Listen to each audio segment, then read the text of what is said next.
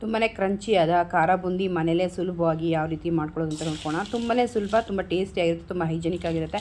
ಕೇವಲ ನಮ್ಮ ಹತ್ರ 10 ನಿಮಿಷ ಇದ್ದರೆ ಸಾಕು. ಇಷ್ಟು ಖಾರ ಬೂಂದಿ ಆರಾಮ್ಸೆ ಮಾಡ್ಕೊಂಬಿಡ್ಬೋದು. ಮನೇಲಿ ಸಡನ್ನಾಗಿ ಗೆಸ್ಟ್ ಬಂದಾಗ ಅಥವಾ ಬಿಸಿಬೇಳೆ ಬಾತ್ ಮಾಡಿದಾಗ ಈ ರೀತಿ ನಮಗೆ ಸೈಡ್ಸ್ಗೆ ಏನಾದರೂ ಬೇಕು ಅಂದಾಗ ಈ ರೀತಿ ಖಂಡಿತವಾಗ್ಲೂ ಮಾಡ್ಕೊಳ್ಳಿ. ತುಂಬ ಅದ್ಭುತವಾಗಿ ಇರುತ್ತೆ ಟೇಸ್ಟ್ ಮಾತ್ರ.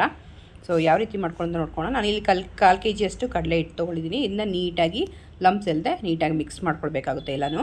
ನಾವಿಲ್ಲಿ ಜಾಸ್ತಿ ನೀರು ಹಾಕ್ಕೊಳ್ಬೋದು, ಸ್ವಲ್ಪನೇ ನೀರು ಹಾಕ್ಕೊಂಡು ನಾವು ಇಡ್ಲಿ ಅದಕ್ಕೆ ಇಲ್ಲಿ ನಾವು ಮಿಕ್ಸ್ ಮಾಡ್ಕೊಳ್ಬೇಕಾಗುತ್ತೆ. ಈ ರೀತಿ ನಾವು ಎಣ್ಣೆಯಲ್ಲಿ ಬಿದ್ದಾಗ ನೀಟಾಗಿ ಡ್ರಾಪ್ ವೈಸ್ ಆಗಿ ಬಿಡಬೇಕಾಗುತ್ತೆ, ಒಂದೇ ಸಲ ಬೀಳಬಾರ್ದು. ನೋಡಿ ಈ ರೀತಿ ಹಾಕಿದಾಗ ಮುತ್ತಿನ ಥರ ಬೀಳಬೇಕು, ಬಾಲ ಥರ ಬಿದ್ದೋಗ್ಬಿಡುತ್ತೆ ಜಾಸ್ತಿ ನೀರಾಗಿ ನಾವು ಮಿಕ್ಸ್ ಮಾಡಿ ಹಾಕಿದ್ರೆ. ಸೊ ಇದು ಕನ್ಸಿಸ್ಟೆನ್ಸಿ ಕರೆಕ್ಟಾಗಿದೆ.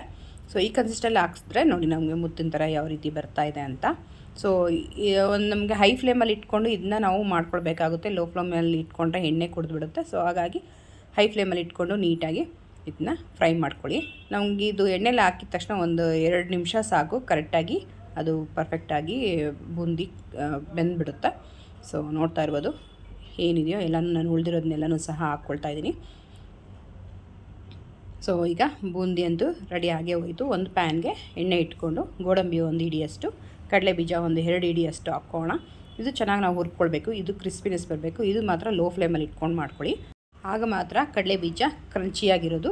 ಸೊ ಇವಾಗ ನೋಡಿ ಹುರ್ಗಡ್ಲೆ ಒಂದು ಅರ್ಧ ಹಿಡಿಯಷ್ಟು ಹಾಕ್ಕೊಳ್ತಾ ಇದ್ದೀನಿ. ಹುರ್ಗಡ್ಲೆನೂ ತುಂಬ ಚೆನ್ನಾಗಿರುತ್ತೆ ಈ ಖಾರ ಬೂಂದಿಗೆ. ಸೊ ಹಾಕ್ಕೊಳ್ಳಿ.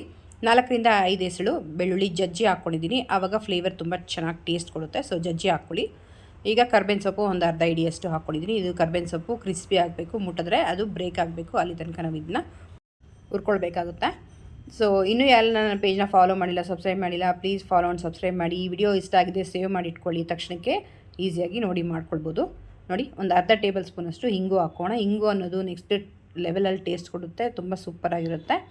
ಖಂಡಿತವಾಗ್ಲೂ ಇದು ಕಲಸವಾಗಾದರೂ ಹಾಕ್ಕೊಳ್ಬೋದು ಅಥವಾ ಈವಾಗಲಾದರೂ ಹಾಕ್ಕೊಳ್ಬೋದು.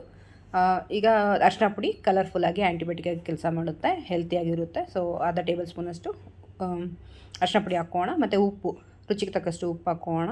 ಮತ್ತು ಖಾರ ಪುಡಿ, ಅಚ್ಚ ಖಾರದ ಪುಡಿ ಹಾಕ್ಕೊಳ್ಳಿ. ಒಂದು ಅರ್ಧ ಟೇಬಲ್ ಸ್ಪೂನ್ ಆದರೆ ಸಾಕಾಗುತ್ತೆ, ಅಷ್ಟು ಹಾಕ್ಕೊಂಡು ಏನು ಬೂಂದಿ ರೆಡಿ ಮಾಡಿಟ್ಟಿವಿ ಅದನ್ನು ಹಾಕಿ ನೀಟಾಗಿ ಮಿಕ್ಸ್ ಮಾಡಬೇಕು. ಮಿಕ್ಸ್ ಮಾಡಿ ನಮ್ಗೆ 1-2-3 ನಿಮಿಷ ಬಿಟ್ಟರೆ ಅದು ನೀಟಾಗಿ ಎಣ್ಣೆ ಉಪ್ಪು ಖಾರ ಎಲ್ಲ ನೀಟಾಗಿ ಅಬ್ಸರ್ವ್ ಆಗುತ್ತೆ. ಅಬ್ಸರ್ವ್ ಆದಮೇಲೆ ನೋಡ್ತಾ ಇರ್ಬೋದು ಎಷ್ಟು ಅದ್ಭುತವಾಗಿ ಖಾರ ಬೂಂದಿ ಮನೇಲೇ ಕ್ರಿಸ್ಪಿಯಾಗಿ ಕ್ರಂಚಿಯಾಗಿ ರೆಡಿಯಾಗಿದೆ ಅಂತ.